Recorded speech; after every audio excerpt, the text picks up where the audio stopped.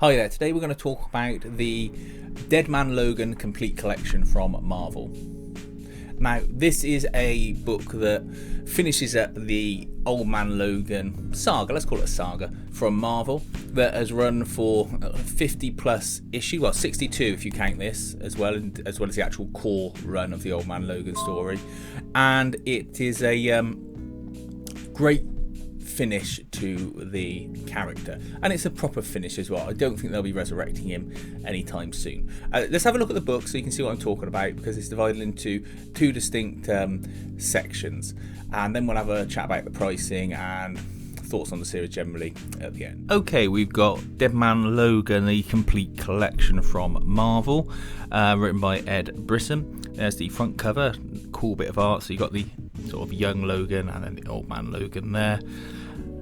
Then on the back you've just got a picture from the Wastelands from the Mark Millar original series that kicked all of this off. This collects the Dead Man Logan issues 1 to 12, which finish up the Old Man Logan saga, as I said earlier. The complete collections are essentially the same as any other large Marvel collection in paperback format, just like the Epic collections. Just branded slightly differently.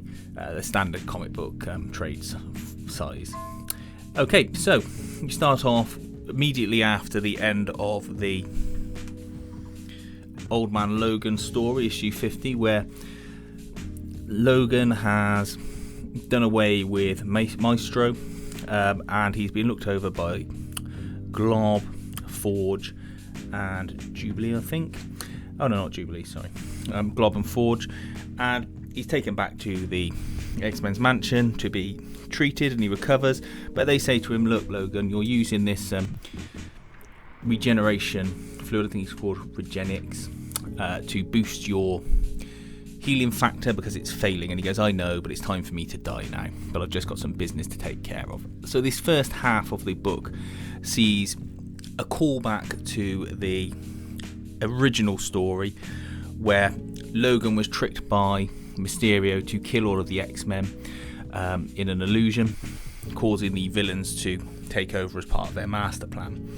Now, Logan says, look, the day that happened on has passed in this timeline, but Mysterio still exists, and the potential for him to do that is still there, so I'm going to track him down and kill him.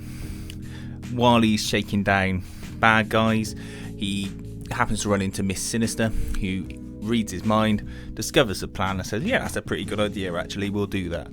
So she then shoots off, saves Mysterio from a psychiatric hospital where he was quite happily just seeing out his days, and tries to put the plan into action using Sin and the Neo Hydra team. During this time, there's again another callback to the original series where Logan teams up with Hawkeye, and they go on this sort of mini road trip shaking down these villains. That's quite fun. And you have him fight the Avengers but not the Avengers, and also take on Miss Sinister and the Neo Hydra group. The story is fun. It's well written, it's got a good sense of humour, it's super violent as well. I mean, they really don't shy away from the fact that Logan has got claws on his hands, and he's slicing people up, taking their, I mean, look there, he's just gone straight through that guy's head. He's slicing off limbs left, right and centre, and everyone's getting shot up. They're not pulling any punches. This is not sort of like for a little kid's book. Anyway, as you might expect in a superhero book, they win the day, and Logan spends the last issue or so putting right his relationships in the current Marvel universe and saying goodbye to people, including himself, before he goes back to his own timeline for the second half of the book. And then this sees him just trying to get from Florida to his farm from the original story so he can get put to rest with his kids and his wife. He knows he's got days left in his life, if not hours. Anyway, on the way, he fights various gangs, gets captured by cannibals who pin him to a table and start eating him bit by bit. And because of his healing factor, that he can grow back, so he's sort of a never-ending buffet for them.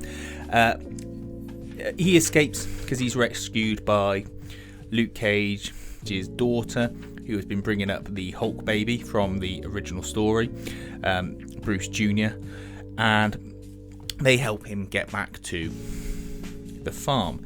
But in the meantime, they are being pursued by Sabretooth, who has been stitched back together and doesn't look too healthy, and a load of Sabretooth clones.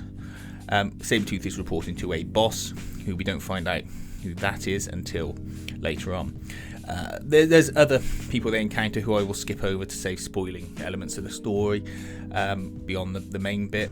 But they end up having to go see Forge at his sort of commune that he's set up in the wastelands just to get some medical treatment. And you find out that Speedball is there, and for reasons explained in the book, he's got enough charge to be a nuclear bomb, so they have to keep him in a sort of zero gravity environment in case he bounces off anything. There's a siege and an attack by Sabretooth's gang, which results in Bruce Jr. getting kidnapped, Logan going off to try and rescue him, and the destruction of Forge's facility. And the story ends up back at Weapon X, where you discover that the boss character is actually Mr. Sinister. Now, we're going to skip past a fair bit of this. Spoiler there. And you have a fight, you have a showdown, you have a good end battle with Logan and Sabretooth. I'm going to show you this one image because you've got to read it to properly appreciate it. But Sabretooth gets totally shredded to pieces. I mean, there's no coming back from that, I would imagine, considering it's already stitched together to begin with. And then it's got a really nice, sweet ending. There's no secrets that he dies. I mean, it's on the back of the book, so I don't think I'm spoiling anything. But he gets laid to rest next to his family's grave, and it's just a really nice story. I think this is something you can read without having to see the rest of the series. I'm hoping the rest of the Old Man Logan saga is put into an omnibus, but I'll talk about that more in a mo. Okay, so that was the book. It's an excellent story, really well told, lots of nice sort of callbacks to the original, very first Old Man Logan story from Mark Millar. And I'm really pleased to have got this and read it. I think this is a collection generally, the whole Old Man Logan saga, that is perfectly sized and waiting for a omnibus to be brought out.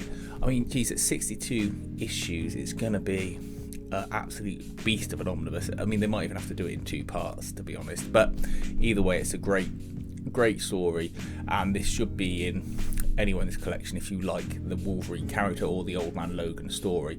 You don't even need to have read all of the ones in the middle, 1 to 50, which I haven't done, to appreciate this story. The pricing on it, digitally and in print, I'll throw up on screen as I'm talking now. It's one of those ones where I say I wouldn't pay more than £15 for it in print. Digitally, you probably get it for around the £5 mark on Comixology in a sale. But it's a good buy and it's a good read. Let me know what you think about it. If you read this, were you thinking about reading it? Has this made you want to read it? Please feel free to like and subscribe, and thanks for watching.